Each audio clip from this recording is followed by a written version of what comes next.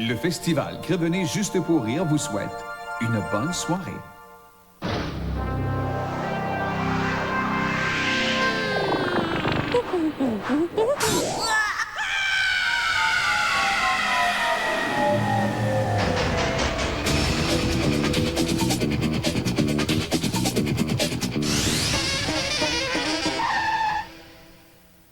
La lumière est verte, appuyez sur la pédale, plein gaz. Mesdames et messieurs, ce soir, je vous présente les meilleurs moments juste pour rire. Au menu, nul autre qu'Alain Dumas, sourire qui flash. Stéphane Rousseau, yes, sex symbole. Le pêcheur, le méga top box office, The Fisherman. Jean-Michel Anctil. Michel Barrette, salut. Jacques Chevalier, belle moumoute. Yvon Deschamps. Edith Butler, sacrée farceuse. Et nul autre que Daniel Lemire. Action, s'il vous plaît. Salut, ici Anthony Cavana, heureux et fier, vent du pays, de vous présenter les meilleurs moments des émissions juste pour rire. Oui, les meilleurs. Bonjour, ça va bien? Bonjour, oui. ça va? Est-ce que vous me croyez? Oui.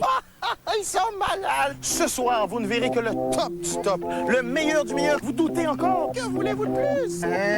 Les sketchs les plus drôles, les humoristes les plus fous, nos courts-métrages les plus surprenants. C'est un club prize de l'humour. Photo? Merci. OK, pour commencer cette émission spéciale, merci, excusez-moi, madame. Retrouvons notre journaliste bidon qui ne fait que des entrevues bidons. J'aimerais pas ça le rencontrer. OK, le principe est simple. Notre comédien Alain Bouzig se fait passer pour un journaliste. Mais il est si mauvais qu'il n'arrive jamais à interviewer un seul artiste. Jamais? Jamais. Vous allez voir. OK, allez, c'est parti pour un des meilleurs moments juste pour rire.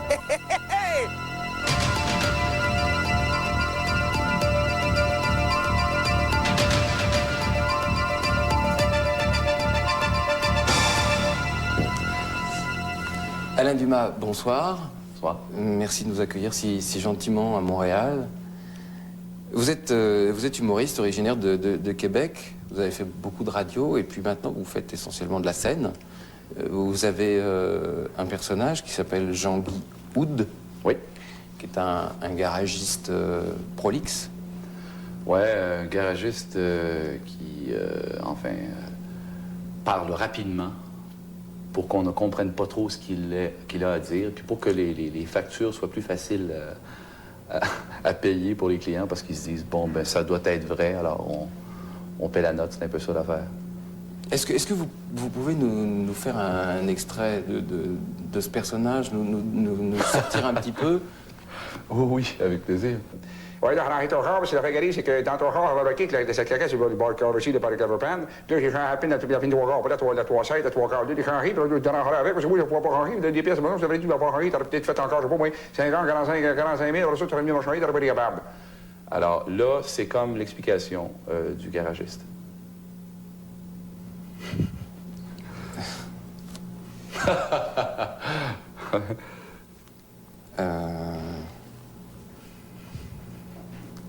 Ça, c'était donc Jean-Guy Houd, alors.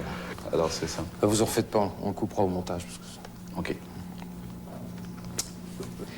Alain Dumas, votre personnage de Jean-Guy Houd vous a servi pour toute une série de campagnes publicitaires pour Chrysler. Non, vous allez pas rire à chaque fois. Non, mais ça me fait rire, moi, quand vous dites Chrysler. je vais pas le dire, vous allez le dire. OK, ça marche.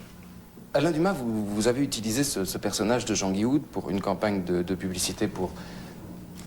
Bah, dites-le. Chrysler. Excusez-moi. OK, excusez. Là, je sais plus, j'attendais Chrysler, là, j'ai dit Chrysler, mais c'est Chrysler. Mais enfin, si je dis Chrysler, tu vas me répéter Chrysler, là.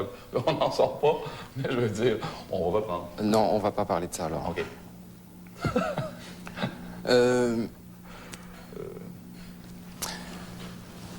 Je comprenais pas ça. Si ce que je vous demande, ça vous va pas, faut me le dire. Hein.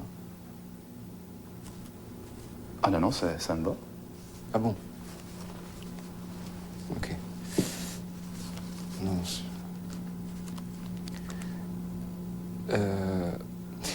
Oui. Alain Dumas, merci d'avoir bien voulu si gentiment répondre à nos questions. Pour conclure, y a-t-il un message que vous voudriez donner à la France? Alain Dumas, merci beaucoup. Merci d'avoir participé à ce gag pour l'émission Juste pour rire.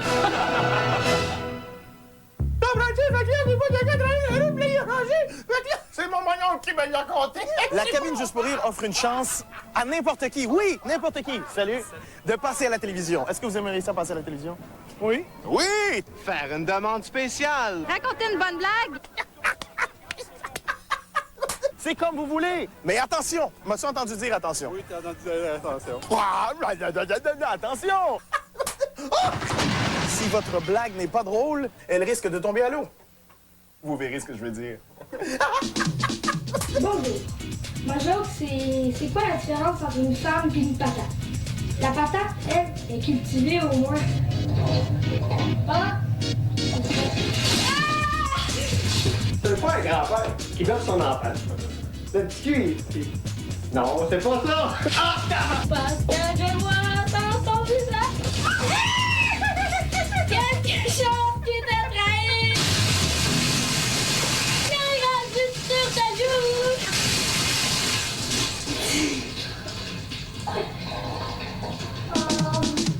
Nous autres, on veut voir, c'est le plus sexy, le plus charmant, le plus drôle, le plus beau, le plus sensuel. Stéphane Rousseau! À l'émission Les meilleurs moments de Juste pour rire!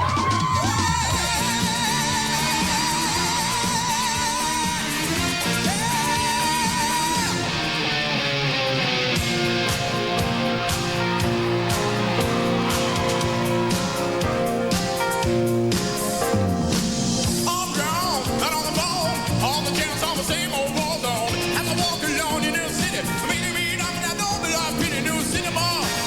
Now that you know the noise of attraction beats up on the feet of sound to do mark off that and let them off, they don't stop, but they don't mind. All that matters, you're not here tonight. Yeah? And now one door, I was gonna dig old 10 feet on door, on the sea, on the way, on the you, on the me, on the body, on the siding.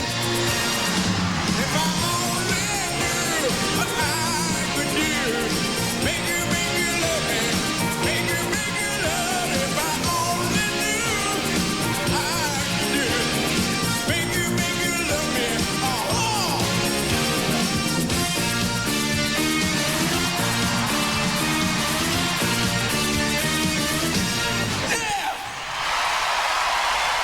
On se retrouve après la pause. Bougez pas! Faut pas qu'il bouge. Salut! Le meilleur reste à venir, n'est-ce pas? Si vous me croyez pas, mais vous avez juste à changer de poste. Eh non, je blaguais avec mon ami Carlos.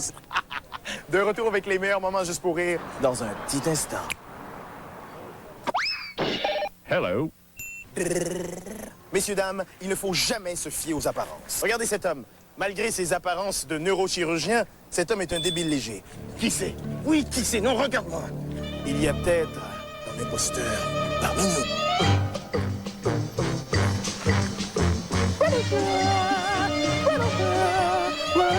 En voici la preuve.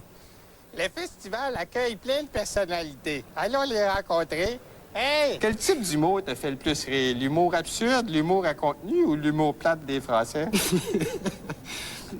Français. Oui. Ben, je suis présentement avec un jeune humoriste d'une nationalité inconnue, Michel Pambara, comme qu'on dit, c'est ça? Mambara. Mbambara. Côté, ça va faire. C'est quelle tribu, ça? OK, la tribu des... OK. Combien de fois vous riez-vous par semaine? Je dirais moins de 5 fois, entre 5 et 10, ou à chaque fois que vous vous voyez tout nu? Tout nu? Ah, OK. Pourquoi tu fais de l'humour? Est-ce que c'est pour apporter ta modeste... On n'a jamais fait ça à Robidoux. Le premier qui va le faire, c'était surprise, puis s'attendre. Passez vite vous, ça! Ah ben oui, je vois un dentier arriver au loin. T'es pas de nettoyer le char, Le personnage est à découvert présentement. Selon toi, qu'est-ce qui est le plus difficile? Faire pleurer le public, faire rire le public ou faire sourire ton comptable? Comptable. OK. On dit souvent des humoristes qui n'ont pas beaucoup de culture. T'es-tu d'accord avec ça ou ça concerne juste Jean-Marc Parent? Jean-Marc. Où c'est que tu puisses ton inspiration toi, pour créer tes jokes? Dans la politique, dans le quotidien ou dans le soutien-gorge de ta blonde? Non, dans la politique et dans le quotidien. OK. Non, c'est vrai qu'un homme marié, Marion, c'est quand? Non, mais quand j'ai la chance d'y aller, je fais pas de joke exact. OK, excellent. Oui. Sans faire d'allusion à Michel Richard, Oui. pouvez-vous me dire ce qu'est une vache folle? Ben, c'est pas compliqué. Elle sait pas, non, mais je vais vous le dire. Une vache folle, c'est un taureau qui se met du rouge à lèvres. Vous, qu'est-ce qui vous amuse le plus dans la vie, là? Est-ce que c'est une joke de tarte à la crème, un bon calembour ou fourrer l'impôt? Impôt. OK, ça va très bien. On dit souvent que les humoristes n'ont pas de culture. Vérifions-le avec des proverbes bien connus. La nuit porte... Ah, bon. À gauche? Paris ne s'est pas fait En Afghanistan. Excellente réponse. Merci. Non, parce que sinon, on le fumerait, tu sais. Exactement. OK. Le chien qui va à la chasse. Le chien qui va à la chasse trompe sa femme. Excellente réponse. On puise dans son vécu. OK, donc. La nuit porte... Patio. Oui. J'ai été pris au début. C'est OK. Ben, Michel, c'était excellent. Écoute, tout le plaisir est pour toi. Franchement, t'as été le meilleur parmi les moins bons. Hein? Christian, merci beaucoup. Merci beaucoup. Travaille ça. Achetez-vous le toupette, la voiture. Là. Starata frato. Oui.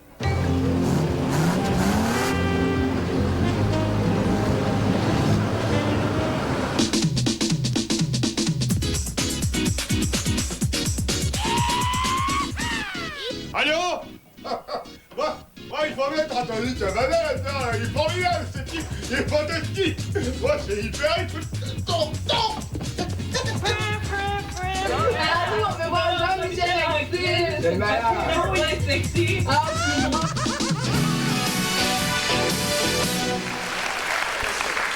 Je l'ai faite. Je fais maintenant partie de la gang. J'ai trompé ma femme. Avec quelqu'un en plus. Tout ça à cause du maudit party de bureau. À tous les années, il y en a un qui est infidèle. Il aurait dû me le dire que c'était moi cette année. C'est pas de ma faute. Je suis une victime. C'est la faute de ma secrétaire, Noémie. Elle m'a tendu un piège, la démone. Elle m'a regardé avec ses petits yeux, puis elle m'a dit « Belle cravate, monsieur Desbiens! » Comment veux-tu qu'un homme reste indifférent à ça?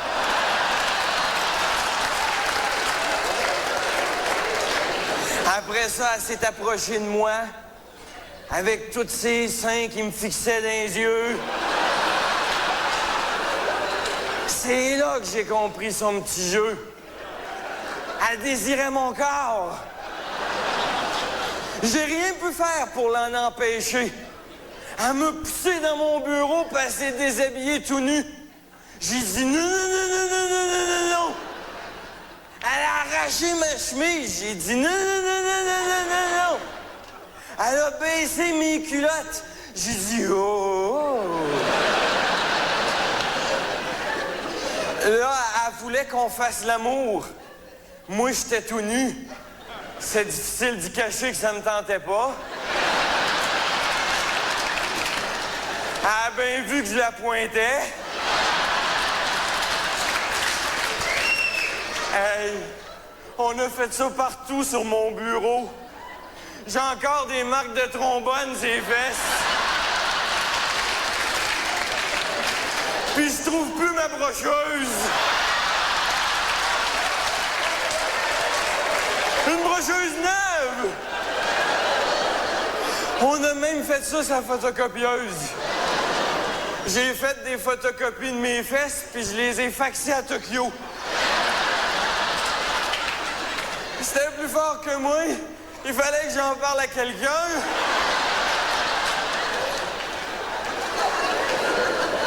Mais ça n'a pas de bon sens, ce que j'ai fait là. Comment je vais annoncer ça à ma femme? Ah, je suis mieux de pas y dire. Ouais, mais comment je vais y expliquer? J'ai plus de sous-vêtements. Je veux rien pour l'échange de cadeaux.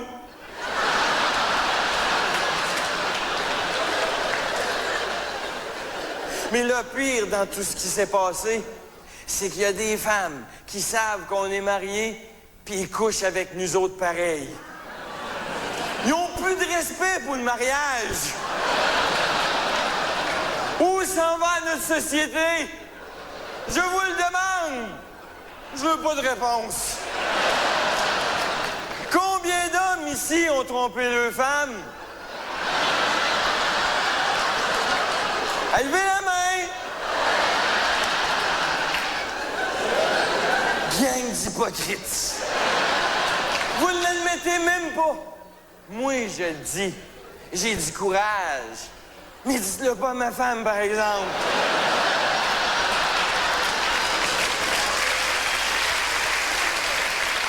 Je sais ce que je vais faire. M'appeler mon meilleur ami Bertrand. Lui, il va me dire quoi dire.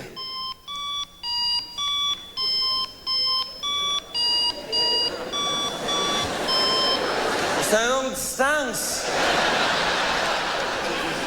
Allô? Bertrand? C'est Philippe. Je suis dans la merde. Je viens de tromper ma femme. Dans mon bureau. Qu'est-ce que je fais?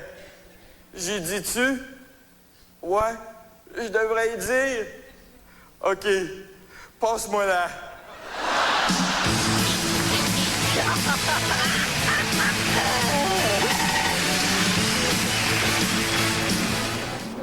On fait une petite pause et on se donne rendez-vous dans quelques petites minutes.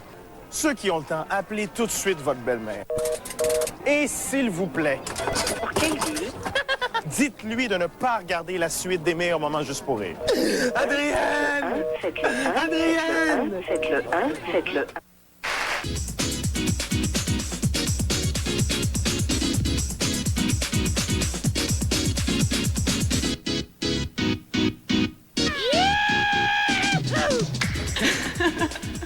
Ben, c'est l'histoire de deux néophytes qui s'en vont en chasse au canard, OK? Puis là, ça fait 48 heures, ils ont pas de canard, ils ont pas de prix, ça va super mal. Puis là, ils se disent, faudrait bien qu'on rapporte un canard à la maison. Tu sais, quand même, c'est pour notre fierté. Fait que là, l'autre, il regarde son chum puis il dit, ben, peut-être qu'on lance pas le chien assez haut. Je viens de voir en demande spéciale cette semaine au festival Juste pour rire, Michel Barrette.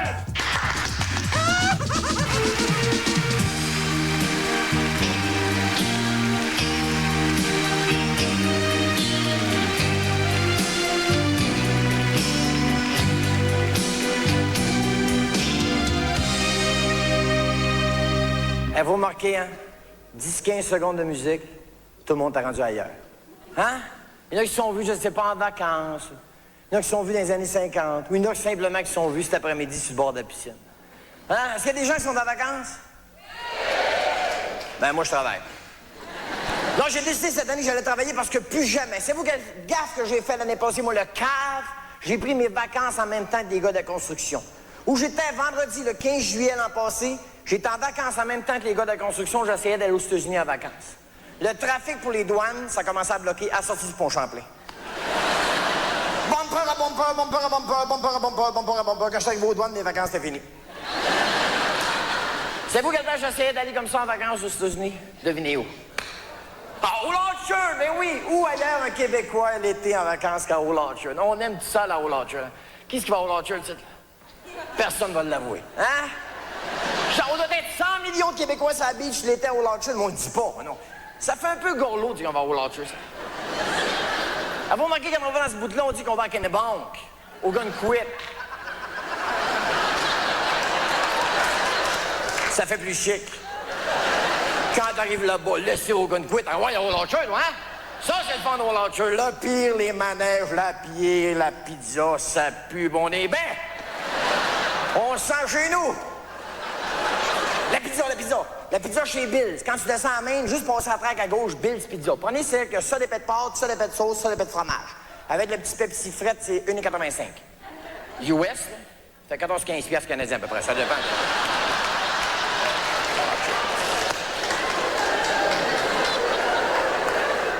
En 1970, à 13 ans, à Old Orchard, c'est la première fois de ma vie que j'ai découvert les filles. Les filles en bikini. C'est là que j'ai compris pourquoi c'était mieux de se coucher sur le ventre sur la plage aussi. C'est pour bronzer dans le dos, sinon on se bronze pas égal. Mon père, lui, à Old Orchard, à chaque année, il essayait de faire voler un cerf-volant. Pauvre mon père.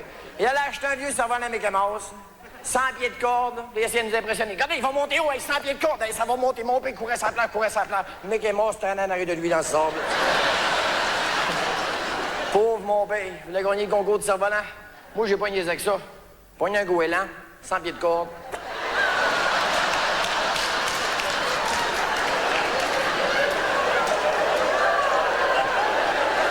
L'avais-tu ce cerf-volant, tu penses, moi? Vent, pas vent, il va aller pareil.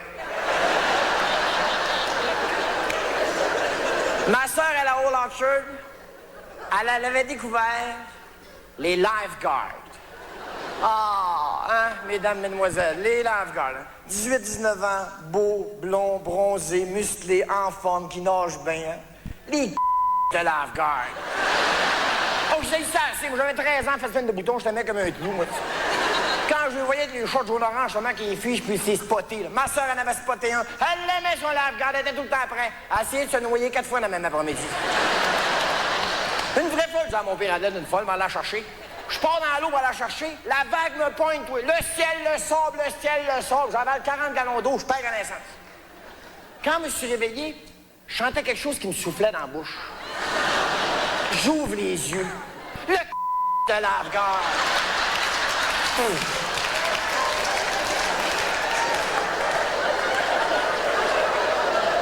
Ma sœur a jamais voulu croire que je m'ai fait exprès. Hey, franchement, lifeguard puis moi, on s'est écrit 2-3 fois, mais après ça, ça a comme... Mais ma sœur, elle aimait son lifeguard. Elle avait invité au camping le soir. Ma mère trouvait ça romantique. On a un American sur le camping. Non, c'était beau à voir pareil. Il était installé à la table de pique-nique, nous autres, on les surveillait. Elle était assise d'un bord, lui était assis de l'autre. Elle essayait d'apprendre le français, lui essayait d'apprendre l'anglais. Elle faisait écouter de la musique québécoise. Beau dommage. Le fuck en Alaska.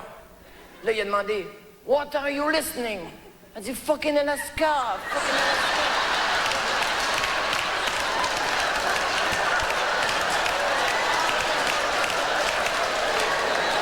Ouais, Old Orchard. On restait là 2-3 semaines, puis... Toute bonne chose à une fin, à un moment donné, il fallait remonter au Québec. Là, quand on remonte au Québec, il fallait passer par les douanes. Ça, je sais pas si vous êtes comme moi, mais les douanes, je trouve que ça a quelque chose d'énervant. Tu sais, c'est vrai, tu juste voir la cabane, tu viens sur le nerf. Même si t'as rien à te reprocher, c'est énervant pareil. Mais le malheur, c'est que nous autres, on avait toujours quelque chose à se reprocher. Non, mais mon père, il était pas capable de s'empêcher d'acheter trop de boissons. Tu sais, quand t'arrives aux douanes, là, tu mets un break, t'entends la bouteille qui roule dans le coffre. Ding, ding, ding, ding, ding, ding.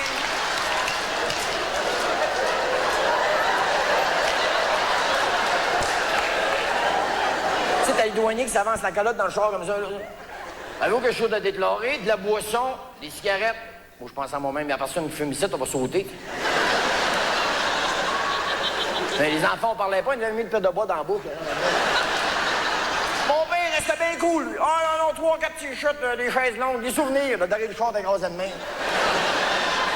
Cette fois-là, ça n'avait pas passé. Il avait dit, on parque cela, on fouille. Ils ont fouillé, ils ont tout fouillé. Le char, la tente roulotte, le coffre à gants. Mais c'est quand ils ont ouvert le coffre du char. Savez-vous qu'est-ce qu'ils ont trouvé? Le de lave-garde.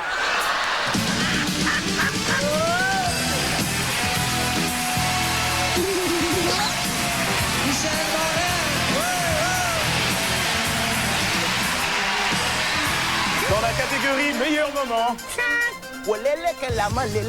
Mon Dieu! Silence sur le plateau. Anthony Cavana, prise 1. Tout le monde le sait. Les Américains Hello, Canada. Born in the USA adorent venir tourner leurs films à Montréal. Nice to be here. Pourquoi? Parce que pour eux, c'est moins cher. You have change for $1? Everything free in America. Please? Alors on s'est dit, on n'est pas plus con qu'eux. Non, on n'est pas plus con. on va faire la même chose. Na, na, na, na. Alors voici un film tourné à Montréal. Oui, merci Montréal. Concocté juste pour rire. Action!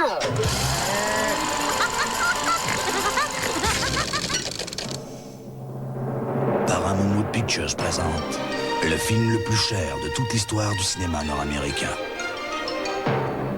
25 000 figurants, tous déclarés à payer en dollars, un pêcheur à la ligne et 3 véritables cannes à pêche. Des trucages énormes. Oh bah cassé. Des cascades dangereuses et définitives.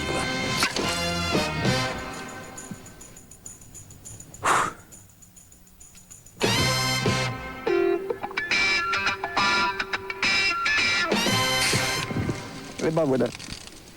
Taché. Découvert un soir sur le bord d'un trottoir par le réalisateur de La Fureur de vivre la nuit à poil à Kuala Lumpur, Michel Muller est le pêcheur. Ça va? Ça mord? Ça mordit, hein, ça mordit.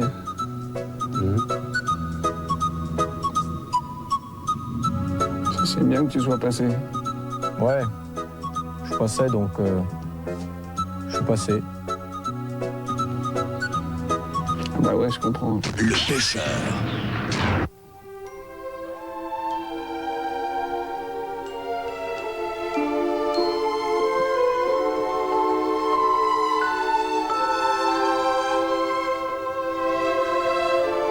De l'amour, du sexe, de l'argent.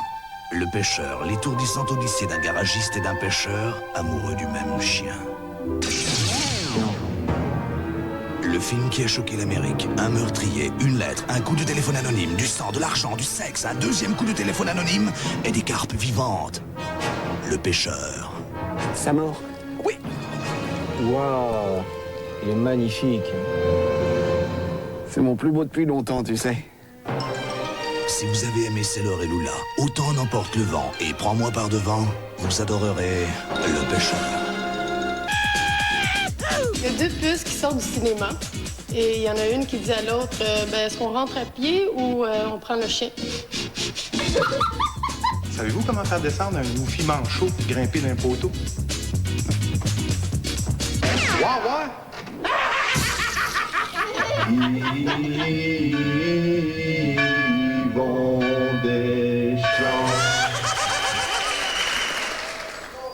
Est-ce qu'il y en a qui travaillent encore? Ouais? Inquiétez-vous pas, là, ça achève. Ah non, nous autres, dans la famille, il me restait mon beau-frère, là. Et ils ont fermé la shop la semaine passée. Mais moi, j'étais habitué, ça fait 7 ans, là. Mais depuis 4 ans, par exemple, je travaille 2 jours semaine, la nuit, dans un clos de bois. Et puis le gars, là, il me paye pas salaire minimum, là. Il peut pas. Mais il me déclare pas. Mon beau-frère, lui, il l'a pris dur, par exemple. Hein. Il chicanait.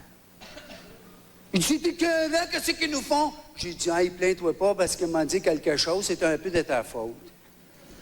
Il dit, comment ça? Ben, j'ai dit, hey, moi, il y a 25-30 ans, là, que quand que je te le disais, là, que ce qui était important, c'était un bon boss pour une job steady, tu riais de moi. Puis là, tu disais, oh, ben, 5 de nous autres, il n'aura pas longtemps des bons boss. Ben, il n'y en a plus. Il n'y a plus de job.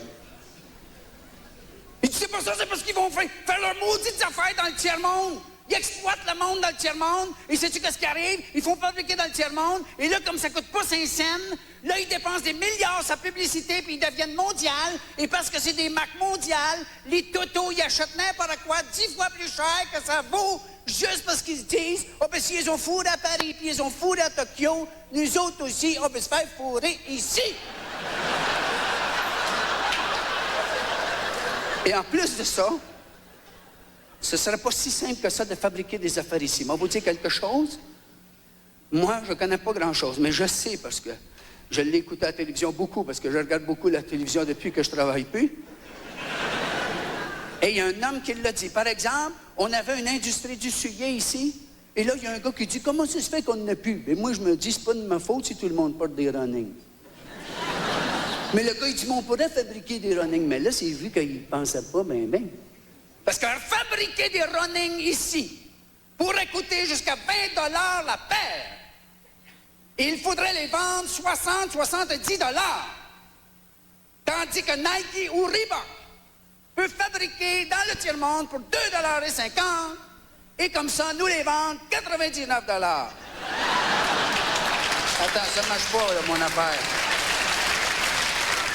Non, mais ça, c'est à cause de la publicité, ça.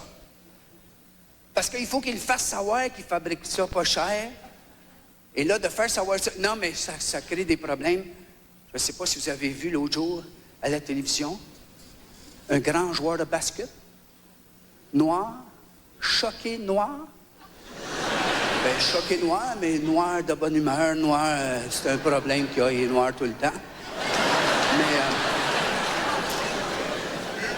Et il était choqué noir, on va vous dire, parce qu'il sortait d'une partie de l'affaire de basketball. Et là, il y avait un journaliste qui c'était un vrai journaliste. Il s'était faufilé avec les journalistes sportifs. Et puis, ce qui est arrivé, c'est que le vrai journaliste, il a dit au grand joueur de basketball, « C'est épouvantable, qu'est-ce que vous faites? » Là, lui, il ne comprenait pas, hein? C'est un athlète professionnel.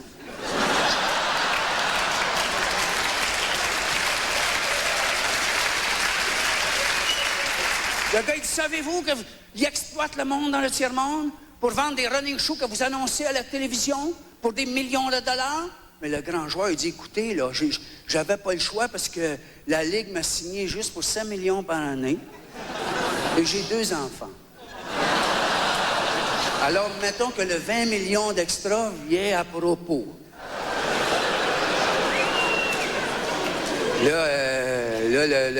Heureusement, l'agent du gars était là. Fait que, là, il dit, qu'est-ce que vous voulez dire par là? C'est épouvantable. Fait que le journée, il dit, oui, mais il exploite le monde dans le tiers-monde pour faire ces runnings-là. Le monde qui fabrique ça, ils peuvent même pas avoir l'eau courante, l'électricité, ils vivent dans des bidonvilles. Qu'en pensez-vous, je me rappelle plus, Big Bobby qui s'appelait. Big Bobby, il dit, écoutez, là, je m'en sers.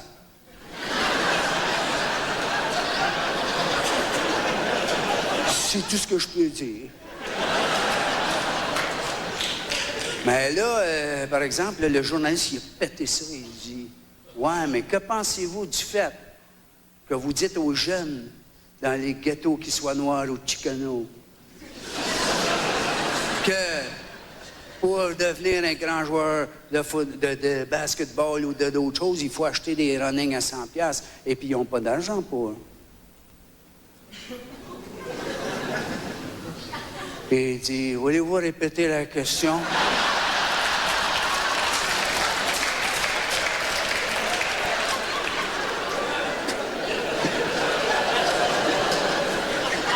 Et là, tout à coup, l'athlète professionnel est venu comme avec un gros pli dans le front. Et il s'est mis à penser. Et laissez-moi vous dire que c'est pas beau à voir. Un athlète professionnel qui pense. Heureusement qu'on risque pas que ça nous arrive trop souvent. Il dit, c'est vrai ça? Je leur dis, non, ce n'est pas nécessaire d'être pimp. Ce n'est pas nécessaire d'être pusher pour faire des millions. Venez jouer au basketball, mais ça vous prend ces sujets-là. Vous avez parfaitement raison, c'est pas correct, qu'est-ce que je fais là? Mais là, son agent, il dit, oui, c'est correct. Ton raisonnement serait bon n'importe où au monde, à part aux États-Unis. Parce que les États-Unis, c'est le pays de l'opportunisme et de l'opportunité.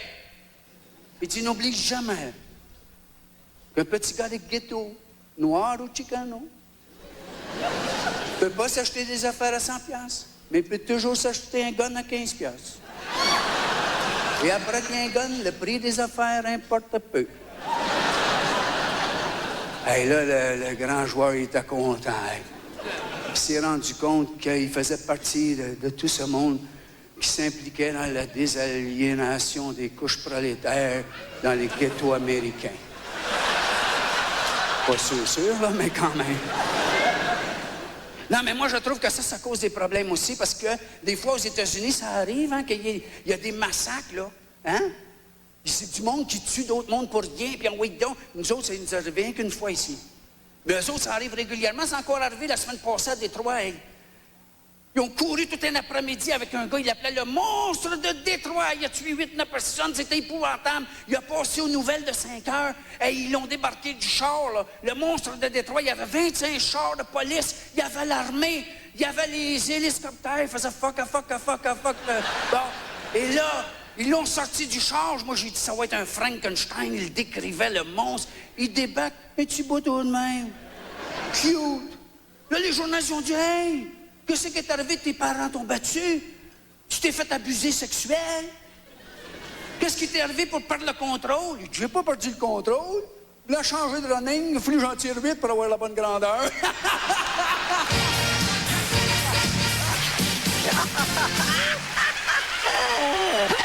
Bon, jusqu'à maintenant, l'émission se déroule parfaitement. Exagérez pas. Bon, je pense qu'il est temps pour vous de quitter, d'aller à la toilette. Oui. Mais, même si je suis un animateur juste et magnanime, généreux, gentil... Exagérez pas. Je n'attendrai pas les retardataires pour la suite des meilleurs moments juste pour rire. Allez, allez-y, dépêchez-vous, allez.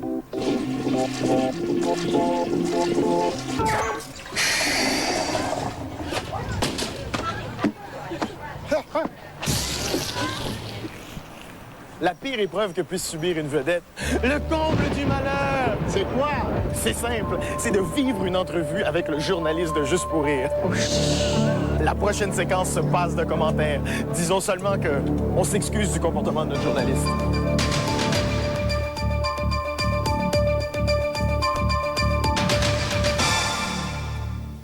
Edith Butler, bonsoir. Bonsoir. Merci de nous accueillir ici dans cette charmante ville de Montréal. Plaisir. Edith Butler, vous n'êtes pas tout à fait québécoise, vous êtes acadienne. Oui. L'Acadie est un pays... Allez, je vais...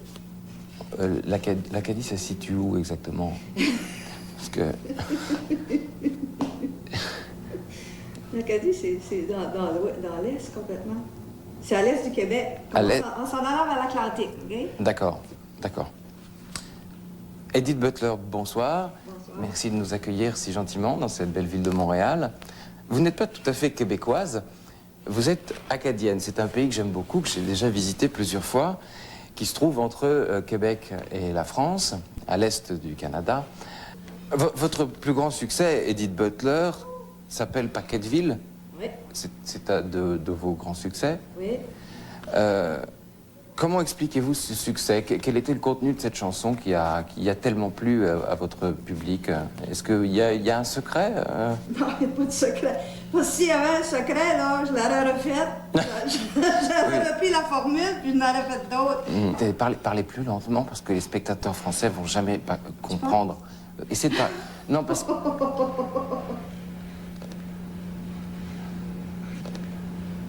Ce disque est un peu spécial, Paquetteville, pour vous, en plus. On m'a dit que lorsque l'on faisait jouer le vinyle de Paquetteville à l'envers, on pouvait entendre des histoires cochonnes. C'est le vinyle? Oui. Vous savez, quand on fait tourner les disques à l'envers, on entend d'autres choses. Oui. Souvent. Des messages subliminaux. Oui, des choses comme ça. Puis là, on fait jouer à l'envers. Puis il y avait des choses cochonnes. Oui. Non, mais c'est un... Mais ça, c'est certainement, c'est les Français qui ont fait ça. Parce que nous autres, l'album qu'on a eu ici, il n'y avait rien de ça. Il n'y avait rien de ça. Ah, c'est... Ah, ben, tu sais, des fois, il y a du piratage. Ah, donc c'était... Oh, il y a des albums qui s'en vont là-bas, puis c'est piraté. Ils piratent, puis... Donc vous n'avez jamais raconté d'histoire cochonne à l'envers sur Paquetteville? Non. On va refaire ça? Oui. Enfin, si vous... C'est à moins Il n'y a de... pas de cognac, quelque chose? Ça vous donnerait un petit fringant. J'ai pas compris. Un petit fringant, un petit coup de cognac, ça va remontrer, puis là, Tu sais, ça swing le plus dans l'interview, hein?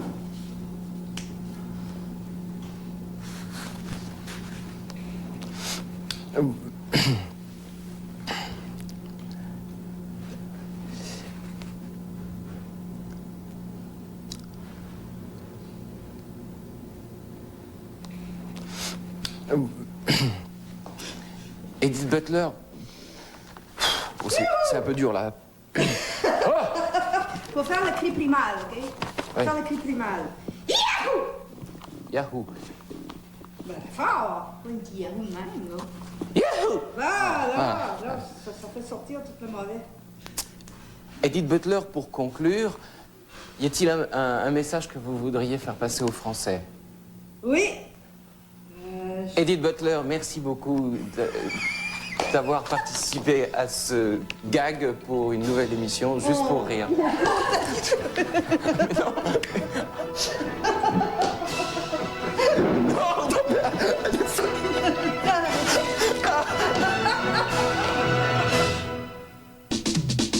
C'est une fois 3 personnes âgées qui vivaient dans un hospice, puis ils s'en allaient se coucher. Fait que là, le premier monte en haut des escaliers, puis rendu au milieu des escaliers, il se demande, petit coudonc, je montais-tu ou je descendais? Je devais monter. Que les deux s'en allent en haut dans leur chambre, que l'un qui arrive pour se déshabiller, enlève son chandail. Petit coudonc, je m'habillais-tu ou je me déshabillais? Je devais me déshabiller. Puis là, la troisième personne arrive et les regarde d'affaires. D'un coup, elle dit, Colin d'Alzheimer, elle dit, moi, je touche du bois pour pas que ça m'arrive. Du coup, donc, ça a dû cogner en avant ou en arrière? C'est pas drôle, mais... C'est l'histoire d'une grenouille grande gueule qui rencontre un serpent et qui dit « Bonjour, toi! Qu'est-ce que tu manges, toi? » Le serpent lui dit « Moi, je mange des grenouilles à grande gueule. » Oh, il n'y en a pas beaucoup pour Michel. Daniel Lemay, ouais!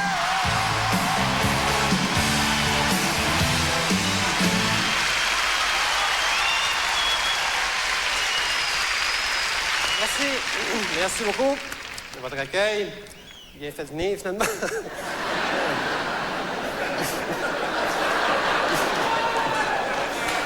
Non, mais effectivement, c'est dû à la mauvaise température. Et, non, pas juste pour ça, je m'ennuyais un petit peu.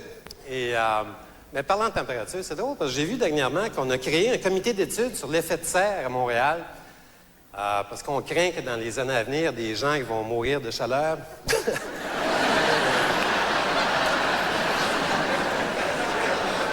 C'est vrai que la Terre se réchauffe, c'est l'air qui est frais. Hein?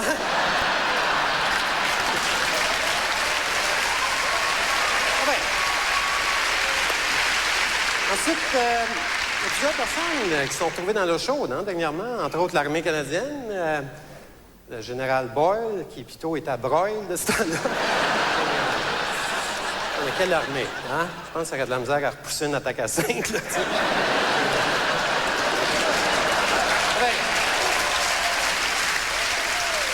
Aussi, dans le domaine de l'insolite, c'est passé des petites choses. Entre autres, il y a une dame qui disait que ça faisait plusieurs années qu'elle prenait des Prozac. Et maintenant, comme effet secondaire, quand elle baille, elle a un orgasme. Une des rares personnes qui a bien du fun à écouter Radio-Québec.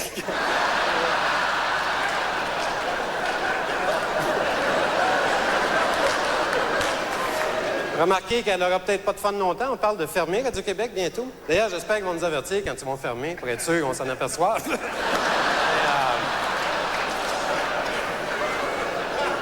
Un peu dommage, parce qu'il y a des gens là-bas qui, après avoir été des années sans travail, vont se retrouver sans emploi.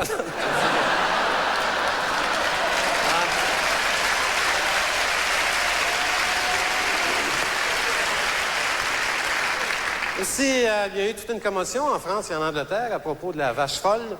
Ici, il paraît qu'on est à l'abri. Je crois que c'est encore drôle. Il y en a une m'a donné un ticket aujourd'hui en m'en venant. C'est très agréable. Il me fait niaiser 3 quarts d'heure sur le bord de l'autoroute avant de me donner ma contravention. Remarque, peut-être qu'il était en train d'apprendre à écrire, lui.